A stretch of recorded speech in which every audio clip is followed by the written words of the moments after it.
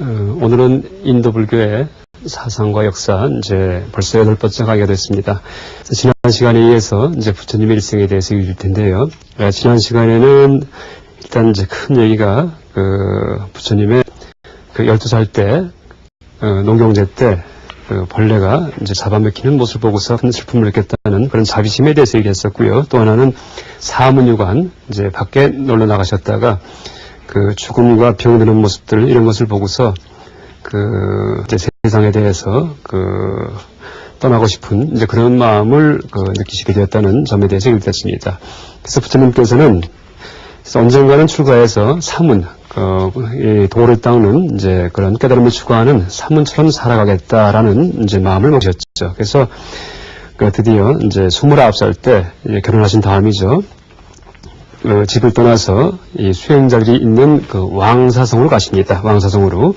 그래서 왕사성을 지도에서 보면은 이 카필라성은 인도 북부 지방에 있는데 왕사성은 상당히 멉니다. 그래서 이 왕사성까지의 거리가 아마 보통 이 왕사성에서 이 녹양까지 거리가 한 400km 얘기를 하니까 한 800km, 1000km. 그러니까 부산에서 신의주까지보다도 더 먼 그런 거리일 겁니다. 그래서 왕사성까지 오셔갖고 이제 수행을 하시게 되죠. 그래서 이제 바가바라는 그런 어떤 수행자가 고행을 하는 모습을 이제 보기도 하고요. 고행을 하는 모습을 보기도 하고, 그 다음에 이제 이 부처님이 깨기 전에 수행하신 내용 중에 이제 중요한 것이 두 가지가 있는데, 알라라 깔라마라는 그런 성자한테 찾아가서 이 무소유처정이라는 수행을 이제 배우게 되죠.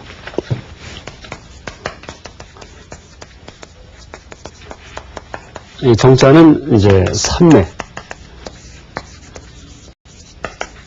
선이라는 뜻입니다. 사마디. 무소유 하면은 아무것도 없다는 그런 뜻이 되겠죠. 무소유처정. 아무것도 없는 그런 경지가 되는 이제 삼매에 들어가는 이제 그런 수행을 배우시죠. 또 하나,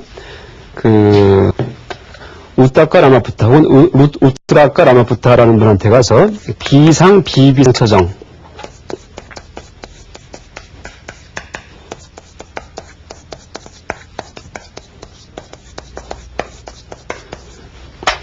이제 이것은 이제 우트라까 라마푸타, 혹은 우따까 라마푸타라는 분한테 가서 이제 배운 그런 삼매인데, 이 두 가지 삼매를 배우십니다.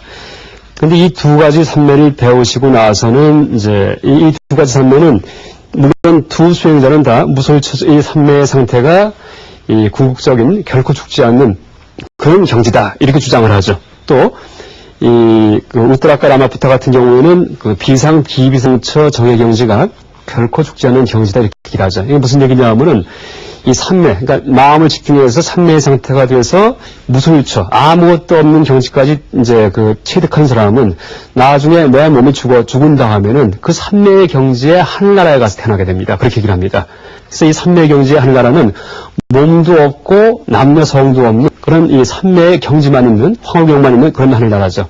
그래서 거기에서 영원히 영생할 수 있다 이렇게 얘기를 하죠. 근데 이제 부처님께서는 이제 저 선정도 버리시고, 그 다음에 비상, 비비상처정은 어떤 의미냐 하면은, 이제 무소유라는 얘기는 이제 아무것도 없구나 하는 그런 자각이 있다는 얘기죠. 근데 비상은, 이때 이 상의 의미는 무소유라는 생각입니다. 무소유.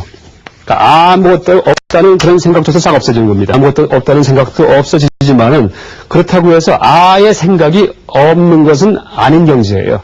그러니까 아무것도 없다는 생각은 없어졌지만, 그렇다고 아예 생각이 없는 것은 아니에요. 그래서 그 비비상이죠. 이런 경지를 이제 또 배우는데 이것도 이제 버리십니다. 왜 버리냐 하면은 부처님께서 이 두 가지 수행을 하고 나서 이 자벌레의 비유를 하시는 게 있습니다. 자벌레에 대해서 자벌레의 비유를 하시는데 저런 삼매에 들기 위해서는 밑에 단계의 삼매에 의지해서 그 다음 삼매로 올라갑니다. 나중에 삼계설을 얘기할 때 제가 이제 삼매에 대해서도 다시 얘기 드릴 텐데 아래 단계의 삼매가 더득되면은 거기에 의지해서 또 위로 올라갑니다. 그래서 이걸 마치 자벌레가, 여러분 이제 자벌레 아시죠? 지렁이 같이 생겼는데 나무까지 이렇게 올라가는 벌레 있죠? 자벌레가 나무 끝까지, 가지 끝으로 올라가는 것에 비유를 하십니다. 그래서 자벌레가 나무 가지 끝으로 올라가고 나서 더 이상 받쳐서 올라가서 잡을 데가 없을 때는 어떻게 될까요? 다시 밑으로 내려오거든요. 그러니까 이 저런 두 가지 삼매는 위로 올라가 봤자 영원한 경지가 아니고 언젠가는 다시 떨어지는 경지구나. 저 삼매로 해서 나중에 죽고 나서 태어나는 그런 하늘나라라고 하더라도 거기는 윤회의 세계에 속하는구나 하는 자각을 하십니다. 그래서 영원한 경지가 아니다 하면서 이 두 가지 수행을 이제 다 버리시죠. 버린 다음에 그 다음에는 이제 고행을 시작하십니다. 고행을. 그러니까 이제 친구들과 함께 이제 고행을 하시는데 그 5명의 친구들과 함께 이제 고행을 한 내용에 대해서는 아마 여러분 그 불교 소각 중에 이제 부처님 불상 중에서 아마 뼈만 남아있고, 핏줄이 막 드러나 있는 그런 항상한 이제 부처님의 모습을 조각품으로 남겨놓은 이제 그런 걸 본 적이 있을 겁니다. 그것이 바로 부처님 고행상인데, 이때가 5명의 친구 수행자와 함께 수행할 때의 모습입니다.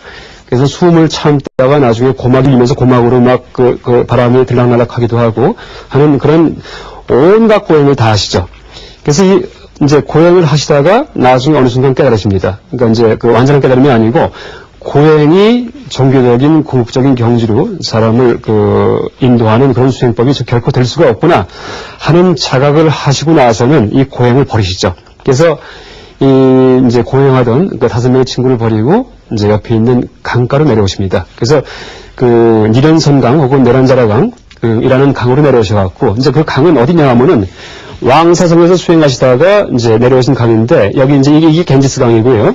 겐지스 강 지류 중에서 이 내련사나 그러니까 니련자라 강은 상당히 작은 강입니다. 실제로는 지도상에는 나타나지 않죠. 그런데 이 불교에 대한 이제 일서는 그런 체계일 경우에는 이제 의미가 깊은 강이기 때문에 이걸 표시해 놓는데 겐지스 강에서 나오는 조그만 개천 같은 강인데 이 왕사성 바로 옆에 있고 부처님 깨달으신 보드가야 혹은 부다가야 바로 옆에 있는 강입니다. 그래서 왕사성 근방에서 수행을 하시다가 나중에 니련선화 강으로 내려오셔갖고 이제 수자타라는 처녀가 이제 우유죽을 공양을 하죠. 부처님께 우유죽을 드리죠. 그러면서 기운을 차리십니다. 그래서 지극히 몸을 학대해도 그때 얻어지는 경지가 영원한 경지는 아니구나 하는 자각을 하시고 일단 우유죽을 드시고 기운을 차린 다음에 보드가야로 가셔갖고 이 풀을 깔고 보리수 밑에 이제 앉으시게 되죠. 보리수 밑에. 그래서 내 목숨이 끊어지더라도 기필코 깨닫고야 말겠다. 이제 그런 다짐을 하시고 이 보리수 밑에 길상초라는 풀을 깔고서 이제 앉아서 수행을 시작하십니다. 그 길상초라는 풀의 이름은 이제 그때 당시에 부처님께서 지어주신 이름입니다. 무슨 얘기냐 하면은 부처님께서 이 보리수 밑에 가셨을 때 바로 옆에 이 목동이 있었는데 이제 목동이 풀을 베고 있었는데 그 풀을 한 더미 얻어서 그걸 자리에 깔고서 수행을 하시게 되는데 그때 그 목동의 이름이 바로 길상입니다. 길상. 그래서 부처님께서 이제 그것을 기리기 위해서 이 풀의 이름을 내가 길상이라고 하리라라고 얘기를 하십니다. 그래서 이제 길상초에 앉아서 길상초 위에 앉아 수행을 하시는데 이제 흔히 우리가 알듯이 이제 악마가 나와서 유혹을 하게 되죠. 그래서 자신의 딸들을 보내서 자신의 악마의 본석들이죠. 물론 눈에 보이지 않는 존재들이죠. 귀신 같은 보내서 유혹을 해서 수행을 못하게 이제 방해를 하죠. 그래서 우리가 이제 흔히 그 악마는 번뇌의 상징이다. 우리 마음속에 있는 여러 가지 번뇌의 상징이다. 이렇게 이제 알고 있죠. 물론 그렇게 얘기할 수도 있고 또 하나 이제 제가 좀 특이한 얘기를 드린다면은 악마가 부처님을 유혹할 때 그러니까 불교에서 악마라고 할 경우에는 악마를 불교에서는 천마 이렇게 얘기하면 천마. 하늘에 사는 마군입니다. 하늘에 사는. 그러니까 힘이 위대하고 그렇죠? 병도 고칠 수 있고 계시도 주는 그게 바로 불교에서 얘기하는 악마입니다. 그래서 이 천마가 내려와서 이제 유혹을 하는데 이름이 마왕 파순이다. 파순 혹은 빠삐마 이렇게 얘기를 하죠. 빠삐마. 그래서 사는 위치는 나중에 삼계설 때 다시 정확히 얘기 드리겠지만은 욕계 하늘나라 중에 제일 위에 있는 유격천, 제일 위에 있는 타화 자재천에 있는 천신이 바로 마왕 파순이다 이렇게 얘기를 하죠. 그래서 그 천신이 와서 이제 유혹을 하죠. 유혹을 하는데 어떻게 얘기를 하냐 하면은 아주 특이한 얘기인데요. 이제 사문 곧떠마여 이제 당신 몸이 메마르고 안색도 나쁘구나. 이제 약을 올리는 겁니다. 지금 당장 죽을 것 같구나. 틀림없이 죽을 것이다. 사는 것이 좋다. 사는 것이 무엇보다 중요하다. 생명이 있어야 공덕을 쌓을 수 있다. 착한 일을 할 수 있다는 얘기예요. 그래서 악마가 나쁜 일을 하라고 유혹하는 게 아니고 많이 베풀고 착한 일을 해야지만이 네가 복을 받을 거 아니냐 이렇게 얘기를 합니다. 순결하게 생활하고 그러니까 계율을 잘 지키는 거예요. 도덕적인 생활하고 성화의 제사에 공물을 바치면 그러니까 일반적인 제사행위 기도행위를 하면서 신을 모시는 거죠. 많은 공덕을 쌓게 된다. 그런데 그렇게 열심히 노력한다고 해서 무슨 소용이 있겠느냐 이렇게 얘기를 합니다. 그러니까 무슨 얘기냐면은 이 마왕 파순이가 와서 유혹하는 내용은 통상적인 종교를 그냥 믿고서 속인들처럼 살아갈 것이지 왜 도대체 그렇게 깨달으려고 되지도 않을 걸 갖다가 노력을 하느냐 하면서 비판을 하죠. 이때 이제 부처님께서 어떻게 대답하면서 물리치냐면은 악마 파비아나 빠삐마야 너는 게으른 자의 친구이다. 나는 공덕을 위해 여기 왔다고 말하지만 그런 공덕은 나에게 소용이 없다. 악마는 공덕을 구하려는 사람들을 상대나 하는 것이 좋다. 이렇게 얘기합니다. 그러니까 복을 구하는 무리한테나 가서 당신의 종교를 버티려라. 이렇게 얘기하면 물리치죠. 그래서 이제 마왕 파순이를 물리치시고, 또 하나 이제 마왕 파순이 말 중에 또 어떤 말이 있냐면은, 삼은 곧담하여 깨달으면 얻기가 어렵거늘 공연히 스스로의 몸만 고통스러우리 그대는 빨리 이곳을 떠나라. 그리하면 반드시 전륜성왕이 되어 먼저 아지타 선임이 이어했던 그런 전륜성왕이죠. 사천하를 다스리는 왕이 되고 거룩한 덕이 더할 나위 없으며 일체를 거닐 터인데 이 들판에서 벗도 친구도 없이 홀로 있으며 그대의 몸을 해가 두렵다. 이렇게 얘기를 합니다.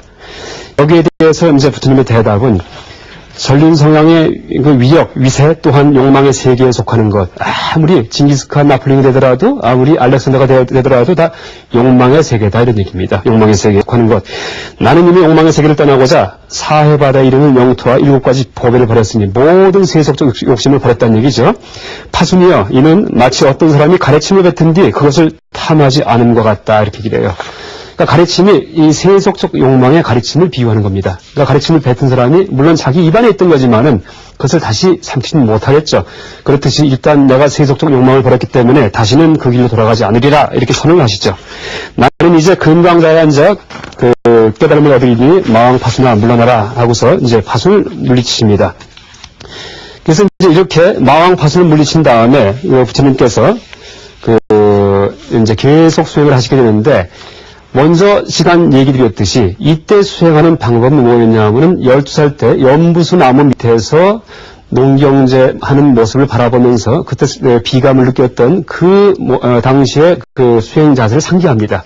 상기하고서는 이제 수행을 하시는데 지난 시간 얘기 드렸듯이 그 자세는 뭐냐면은 특별한 수행이 아니고 세상을 있는 그대로 보는 겁니다. 그냥. 세상에서 일어난 일을 있다가 그러니까 어떤 테크닉에 의해 갖고 어떤 호흡을 조절한다든지 아니면 몸을 괴롭힌다든지 이게 다 테크닉이죠. 어떤 요가 테크닉에 의해서 어떤 황홀명을 맛보는 것이 아니고 그것은 마약과 같은 거죠. 그것이 아니고 세상을 그냥 가만히 조용히 앉아서 마음을 가라앉히고 도대체 이 세상에서 무슨 일이 일어나는지 가만히 보는 것. 이게 바로 정관이죠. 고요한 관찰이죠. 혹은 선, 대하나, 사유수, 사유에서 닦는다 이렇게 얘기를 하는데요. 그런 식의 이제 수행을 하시죠. 그래서 가만히 관찰하시다가 드디어 이제 깨달음을 얻게 되죠. 깨달음을 얻게 되는데 깨달음을 얻는 과정에 대해서는 이제 처음에 어떻게 얘기를 하냐 하면은 처음에 이제 초야, 중야, 후야 이 3단계의 과정을 얘기합니다. 경전에서. 그러니까 초야는 저녁을 의미하고요. 중야는 이제 자정을 의미합니다. 한밤중이죠. 후야는 새벽을 의미합니다. 새벽을. 그래서 이제 초야, 저녁에는 처음에 이제 3가지 신통력이 열렸다. 3명이 열렸다. 얘기를 합니다. 3명이. 3가지 통이 열렸는데 첫 번째 신통력은 숙명통입니다. 숙명통.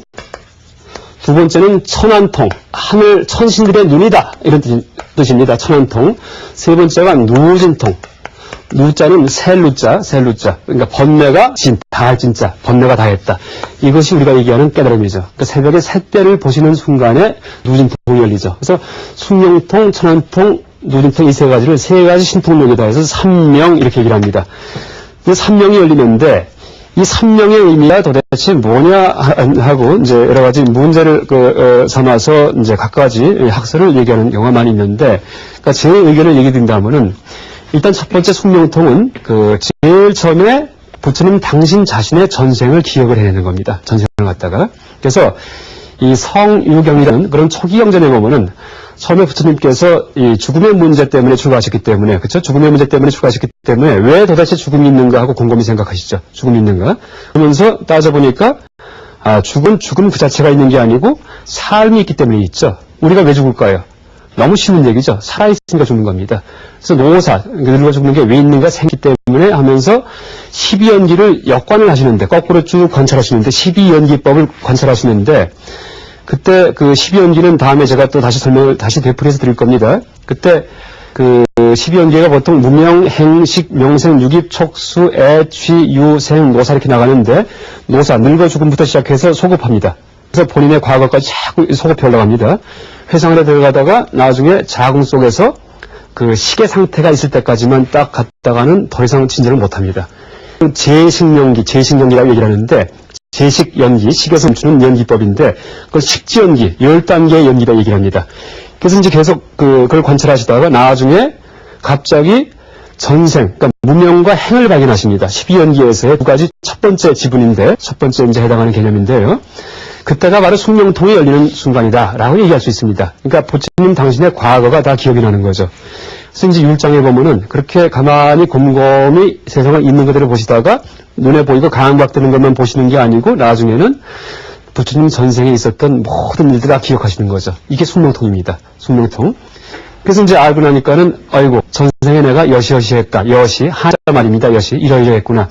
이러이러하게 살기 때문에 그 내생은 또 이렇게 태어났구나 하는 그런 자각을 하시다. 그러니까 부처님 당신에 대한 그 인과응보의 법칙이 발견되는 거죠. 그러니까 세상에 삶과 죽음의 고통이 원래 그냥 있는 줄 알고 모든 게 다 부조리한 줄 알았더니 그게 아니고 전생에 지었던 업 때문에 이렇게 다 나타나는 거예요. 업을 짓지 않으면 이런 일이 없는 거죠. 그러니까 우리가 체험하는 세상 만사가 다 실제는 뿌리가 없는 데에서 내가 만든 거죠. 그래서 이게 바로 연기법이죠. 그래서 그런 그 숙명통에 의해서 부처님 당신 한 분의 이제 이 연기적인 그런 그 삶에 대해서 조망을 하시죠. 그 다음에 이제 두 번째, 그 천안통은 무슨 의미냐 하면은, 천안통은 이 자정에 열리는 부처님의 신통력인데, 자정쯤 돼가지고 이 마음이 더 가라앉다 보니까, 마치 이 출렁이던 물이 가라앉으면 어떻게 됩니까? 달 모습이 이그러지지가 않고 그대로 비치죠. 불교 수행의 그 아주 키포인트, 핵심은 바로 그겁니다. 마음을 가만히 가라앉히면은 모든 게 다 있는 그대로 드러납니다. 그래서 불교는 그 부처님께서 만든 종교가 아니고 부처님께서 발견하신 종교다 이렇게 얘기를 합니다. 그래서 불교는 비단 불교 신자만이 아니라고 하더라도 그 불교는 모르는 사람이라고 하더라도 세상에 대해서 곰곰이 관찰해서 있는 그대로 볼 경우에는 불교의 진리를 관찰할 수 있다, 발견할 수 있다 이렇게 얘기를 하죠. 그래서 이제 그런 분들을 독각, 혼자 깨달은 분 혹은 연각, 인연의 이치를 알아서 깨달은 분 이렇게 얘기를 하죠. 그래서 이제 곰곰이 마음을 더 가라앉히다 보니까 이 자정에 중야에 이제 천안통이 열리시는데 이 천안통은 어떤 의미냐 하면은 나의 전생이 아니고 다른 생명체 모든 생명체들의 이 전생과 내생 관계에 대한 조망이 생기는 겁니다. 그러니까 앞에 있는 어떤 짐승, 다른 사람들, 이런 사람들을 보면은 전생이 다 떠오르는 거예요. 이게 바로 천안통입니다. 그러면서 이 사람이 지금 저렇게 살고 있기 때문에 앞으로 내생에 어떻게 태어날 것이구나 하는 그런 인과응보를 갖다가 아시는 거죠. 그러니까 다른 사람들의 인과응보에 대해서 자각하는 거, 다른 사람들의 그 시연기에 대해서 자각하는 거, 이게 바로 천안통이다라고 얘기할 수 있습니다. 그러니까 누진통이 열려서 부처님 당신의 어떤 살아왔던 그런 법칙이 일단 발견이 됐고요. 연기법이죠. 천안통이 열리면서 그 연기법은 나뿐만이 아니고 모든 생명한테 해당되는 그런 생사의 법칙이구나, 윤회의 법칙이고 해탈의 법칙이구나 하는 사실을 알게 되죠. 그러니까 어떻게 되겠습니까? 그러니까 세상 돌아가는 이치를 다 알죠, 이제. 그 전까지는 세상이 부조리하고 불합리하고 이체 개고인 줄 알았는데, 그 모든 것들이 어떤 원인에 의해서 발생한 것들이에요, 이 세상 만사가. 그러면서 어떻게 됩니까? 모든 걱정이 사라지죠. 아이고, 이제 내가 다 알았다. 앞으로 어떻게 활동하면 될 것이다. 어떻게 수행하면 되는지 이제 다 알았다. 하는 그런 것이 바로 여기서 얘기하는 마지막 새벽의 누진통이죠, 누진통.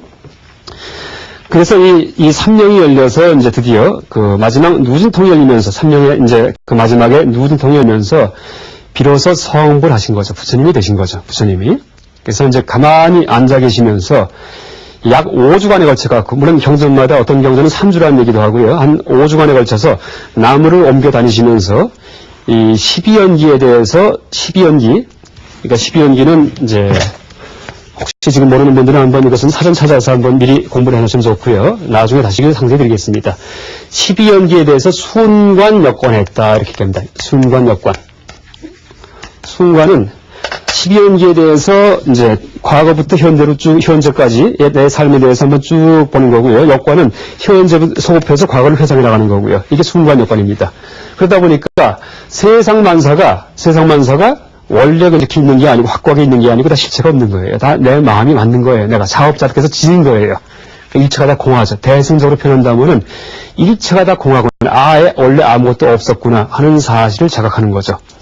그래서 이제 이 누지통이 열려서 이제 12연기를 순간 엮어나면서 가만히 머물고 계시는데 그때 이제 부처님께서 가만히 생각해 보시니까 이 불교의 부처님께서 깨달으신 내용이 너무나 어렵기 때문에 이걸 세상에 와서 법을 설해도 아무도 알아들 사람이 없을 것 같아요. 그래서 그때 이제 작정하신 게 그냥 열반에 드시겠다 이렇게 마음을 먹으십니다. 그냥 그 자리에 앉아서 돌아가신 거죠. 그냥. 왜냐하면 이 기회도 헛수고일 것 같으시기 때문에. 그때 이제 범천, 브라만 천신, 그러니까 바라문교에서 우주의 창조자다라고 이제 얘기하는 이 천신이 브라만신입니다. 브라만신이 하늘에서 내려와서 이름은 사항파티라는 그런 브라만신이 하늘에서 내려와서 부처님께 권청을 하죠, 권청. 그러니까 부탁을 드립니다. 그러니까 어떻게 부탁드리냐 하면은 가련한 중생이 많으니까 제발 설법 좀 해주십시오. 이렇게 얘기를 합니다. 제발. 그래서 이제 그 권청을 부처님께 강한 곡하게 드리니까 비로소 부처님이 자리에서 일어나서 설법을 시작하십니다. 그래서 이 범천 권청에이라도 신화적인 얘기라고 이제 우리가 말하는 사람도 있지만은 실제 신화건 사실건을 떠나갖고 그 의미를 신화적인 그 구조를 갖다가 이 부처님 그 설법의 그 동기로서 집어넣은 그 사실이 중요합니다. 불교는 이제 어떤 분들 얘기는 교리가 없는 종교다 이렇게 얘기합니다. 내용이 없다. 불교는요. 모든 걱정이 사라진 것이 부처님의 깨달음이지 어떤 내용이 머리에 들어온 게 아니다. 그 깨달음의 내용을 얘기한다면은 깨달음이 도대체 뭐냐 얘기할 경우에 이제 간략히 얘기된다면은 그 전까지 범민하던 모든 걱정이 일순간에 다 꺼져 버린 거죠. 그러니까 부처님의 어떤 깨달음의 내용이 있다면은 한순간에 깨달을 수가 없습니다. 그렇죠. 왜냐하면은 깨달음의 내용이 있다면은 우리가 보통 알고 있는 근광경, 화엄경 같은 경전들이 막 머릿속에 확 떠오르려면은 시간이 얼마나 오래 걸리겠어요. 그러니까 그게 깨달음이 아니고 그 전까지 걱정하는 고통이 고진멸도라는 사성제에서 고멸. 왜? 고통 자체가 모두 다 집기, 원인, 연기에 의해서 고가 있기 때문에 고는 실체가 없구나. 이게 멸입니다. 그래서 그 전까지 걱정했던 것이 모두 사라진 것이 깨달음입니다. 그러니까 사라진 상태에서는 내용이 없죠. 그렇죠. 그렇기 때문에 내용이 없기 때문에 일어나서 누구한테 말을 하려도 설법할 내용이 없습니다. 그래서 불교는 묻지 않으면 살아남는 것이 불교다라는 말까지도 합니다. 묻지 않으면은. 그러니까 묻는 사람들은 다 무엇인가 고정관념이 있고 뭔가 속박이 되어 있고 마음에 삐뚤어짐이 있기 때문에 마음에 걱정이 생겨서 묻는 겁니다. 그러면은 그것을 가라앉혀주는 가르침이 바로 불교입니다. 그래서 원래 아무 걱정도 없는 것이야 라는 식으로다가 그러니까 그런 의미에서 이제 부처님이 처음에 깨닫자마자 만약에 일어나서 설법을 시작하셨다면 이것은 외도와 똑같다 이렇게 얘기합니다. 이게 바로 대지도론에서 용수보살의 설명입니다. 보통 인도 같은 데 가면 도인들이 산에서 오랫동안 수행하다가 깨달음을 얻었다는 다음에 남이 시키지도 않는데 내려와서 내가 가르침을 피겠다 하면서 머리에 띠도 두르고 머리 기르고 하고 이제 그런 식의 이제 어떤 도인같이 보이는 분들이 많이 이제 우리 주변에서 볼 수 있죠. 근데 불교는 절대 그런 내용이 아닙니다. 불교는요. 불교는 남한테 가르치기 위해서 내가 뭔가 종교 지도자가 되기 위해서 그러기 위해서 부처님께서 깨달으신 것이 아닙니다. 그 전까지 도저히 세속에 살래도 살 수 없을 만큼의 그런 고통 때문에 왜? 모든 생명이 다 고통받는 것을 어떻게 그냥 두고 보겠습니까? 또 왜? 모든 생명체가 반드시 태어나면 늙어 죽는다는 그런 부조리를 어떻게 그냥 두고 보겠습니까? 그러니까 구도의 길을 나섰다가는 깨달으신 겁니다. 그러니까 깨닫자마자 부처님께서 그냥 열반에 드시려고 마음을 먹은 것이 아주 불교의 순수성을 이제 대변하는 이제 그런 일화가 되죠. 또 범천이 권청하니까 청을 하니까 그러니까 부처님이 깨닫고 나니까 세상에 아무 문제도 없습니다. 그런데 범천이 말씀하시기를 세상에 문제가 있다고 그렇게 생각하는 착각해서 고통받는 그런 중생이 많습니다. 얘기를 하니까 그때 일어나서 법을 설하시죠. 그래서 모든 부처님의 설법은 대기설법이다 이렇게 얘기합니다. 대기설법. 어디에서는 A라고 얘기하시고 또 반대편에서는 not A로 얘기하세요. not A에 이제 집착된 사람은 반대를 얘기해서 풀어주시고 또 반대편에 집착된 사람은 또 반대를 얘기해서 풀어주시죠. 그런 식으로 실제 상대방 마음에 맺힌 걸 풀어주는 것이 불교지 어떤 교리를 집어넣는 것이 불교가 아니다 이렇게 얘기를 하죠. 그래서 이제 응병여약, 그러니까 병에 따라 약을 준다. 만병통치약을 그냥 주기만 하면 만병통치약은 우리 사람의 희망사항일 뿐이지 그런 약은 없습니다. 그렇죠? 모든 약은 설사환자는 지사제, 그죠? 변비환자는 변비약을 주는 것이고 열이 많으면 해열제 주는 거지 해열제가 내 열병을 치료해줬다고 해서 모든 사람한테 줄 경우에는 다 오히려 그 약 때문에 병이 되겠죠. 그런 의미에서 불교는 도구만의 종교가 아니고 실제는 엄밀히 얘기한다면 내용이 없는 종교다 이렇게 할 수 있습니다. 그런데 부처님이 이제 그 고통받는 중생을 위해서 설법을 시작하면서 그러면서 불교의 내용이 생기고 그것들이 경전으로 편집이 되어서 지금까지 그 우리가 보고 있는 다양한 경전으로 남아있는 것이다. 이렇게 얘기를 드릴 수 있습니다. 오늘은 이것으로 강의를 마치겠습니다. 감사합니다.